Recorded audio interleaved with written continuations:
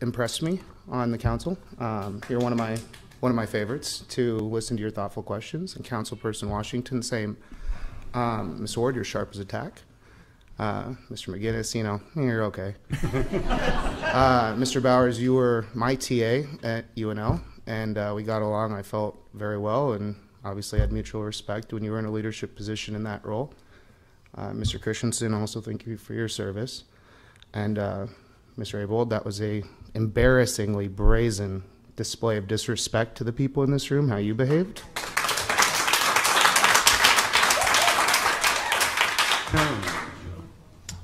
This administration, I've watched it very closely. It's corrupt, it's abusive, it engages in dirty politics, and you're all better than that. Minus. I encourage you to place that aside and really think. The mayor actually spoke publicly on her social media and saying, as you get ready to head back to school, I encourage you to take a moment to reflect on all the challenges you and your friends have faced and overcome so far this year.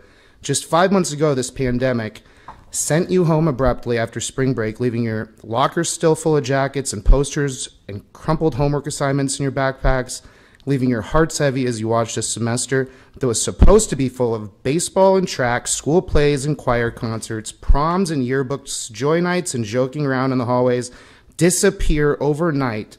And the losses and challenges we've experienced in 2020 and the path forward can feel overwhelming at times. And I'm here to say, if you feel this way, you are not alone. Everyone in our community is working to overcome a loss or challenge in one way or another right now, and in ways that are visible and not so visible to the rest of us. With this in mind, I urge all of you to take 2 pieces of wisdom to heart. First, in the words of the author Wendy Mass, be kind. Jane. For everyone you meet is fighting a battle you know nothing about. And second, a small bit of good, a small feat of kindness planted goes a long way. Acts of kindness create powerful ripples that change people's lives, including your own, for the better. So as you head back to school, spread kindness in your wake, not because I or anyone else told you to, but because that's who you are, and that's who we are in Lincoln, Nebraska. So with those points of wisdom, I think those are important, but I think it's also important to note that the pandemic didn't shut this down. Administratively, the government did. That's a form of gaslighting. It's psychological manipulation in which a person or group covertly sows seeds of doubt in targeted individuals or groups, making them question their own memory, perception of the world, or judgment, often evoking in them cognitive dissonance and other changes, including low self-esteem. Using denial, misdirection, contradiction, misinformation. It involves attempts to destabilize the victim and delegitimize the victim's beliefs. I warned you all about Patricia Lopez December 2019 before the pandemic. I told you very clearly what her power grab play would be prior to her doing it. And look what happened today. Terrible. They determine talking points. They have emotional pull.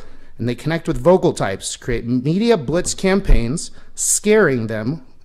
It's alarmist.